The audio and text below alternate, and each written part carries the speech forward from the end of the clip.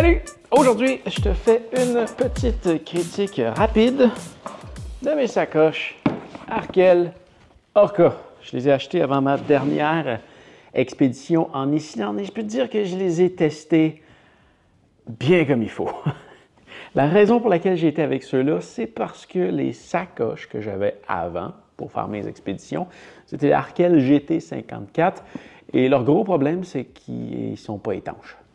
Et en Islande, je voulais être certain d'avoir quelque chose d'étanche et avec toute la pluie que j'ai eue, les vents, le froid et tout, on s'est fait brasser pas mal. Et il n'y a jamais une goutte d'eau qui est rentrée là-dedans. Donc, niveau étanchéité, ça fonctionne plutôt bien. L'autre chose que j'ai vraiment aimé, puis ça, c'est quelque chose que je me suis rendu compte quand je les ai eus, c'est à quel point c'est un matériel qui est résistant. À un point tel que je suis quand même quelqu'un qui fait attention à ses affaires, mais ces sacoches-là, je le sens, ils sont à l'épreuve de tout. Je me suis complètement foutu tout le long de l'expédition de leur faire attention. Je les ai maltraités. L'expédition a duré un mois. Je me souviens, je montais un moment donné une espèce de falaise, puis je faisais du portage avec les bagages, le vélo et tout, puis je les utilisais comme soutien. Là. Je les brassais à terre, je m'appuyais dessus, c'était pas dans la roche, dans la boîte et tout. Puis, donc vraiment un produit exceptionnel à ce niveau-là. Autre chose qui est vraiment géniale, j'ai jamais fait l'expérience de sacoche autre que celle de Arkel. Mais à ce qui paraît, ça, c'est un système qui est totalement révolutionnaire comparé à la compétition. Et finalement, j'ai été en voir rapidement et c'est vrai que ouais, c'est assez cool. Tu fais juste tirer là-dessus.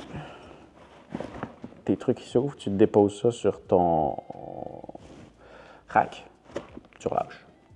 Des fois, il faut que tu l'aides un petit peu à le replacer. Puis avant, ben, tu vas accrocher ça dans le bas. Donc, tu as vraiment une pression qui se fait de partout. C'est super solide. Ça n'a jamais passé proche de tomber. J'avais le même système sur mes autres sacoches avant. J'ai fait le Japon, les pays scandinaves. J'ai fait 2 expéditions avec. Ça a super bien été. Ça, 35 jours de pédalage avec ça. Totalement merveilleux.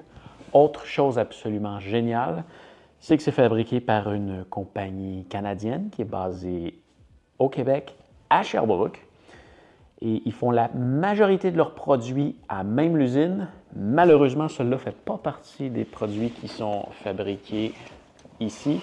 Il laisse une petite note là, quand même sympathique ici. Ça dit quoi? Assemblé au Canada. Je cherche la version francophone. Utiliser ce produit avec prudence peut occasionner certains effets secondaires, comme la dépendance au vélo, l'envie de voyager et le goût de vendre votre voiture. Ça dit assemblé au Canada, mais c'est fait en Chine. Pour ce modèle. J'avais parlé à un représentant de la compagnie, puis il m'avait dit que c'est parce que ces matériaux-là très, très spécifiques sont difficiles à faire ici. Donc, voilà. Mais quand même, belle entreprise d'ici. Et bon, seule chose qui m'inquiétait avant de partir, c'était l'accès. Parce qu'avec mes GT54, j'avais un paquet de pochettes à l'extérieur, puis je trouvais ça vraiment pratique parce que je savais exactement chaque petite affaire était où, puis je pouvais aller la chercher directement. Là, c'est un concept un petit peu différent parce que ça fait juste s'ouvrir comme ça par le dessus et tu refermes ça comme ça. Tu refermes ça comme ça. De chaque côté. Et vraiment, je pensais pas que j'allais aimer ça autant, mais je veux pas d'autre chose que ça maintenant. Pas de zip ou n'importe quoi. Je veux juste ça. Puis en même temps, ça fait en sorte que c'est totalement étanche. Là, si je viens gonfler ça, comme il faut. Une fois que c'est fermé, hein, comme ça, il n'y a même pas d'air qui sort. Ah, un petit peu. Un petit peu. Peut-être pas élancé dans la rivière, hein, mais Ils peuvent tomber dedans, sur le dessus, puis c'est pas tellement inquiétant. Vraiment, c'est totalement étanche. Tu as des mini-sacs, des mini-zip en avant. J'ai des essuie-tout là-dedans. En fait, je m'en servais pour mettre des AirTags. Comme ça, si je me fais voler mon sac, ben, je sais où c'est qu'il est rendu.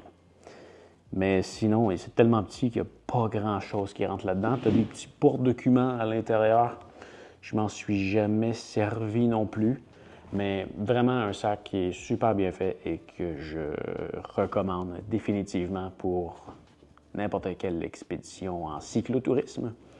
C'est les mêmes sacs que je vais garder pour ma prochaine expédition, c'est certain. Donc voilà, j'espère que ça va t'avoir aidé et fais attention à toi. On se revoit dans une autre vidéo. Salut!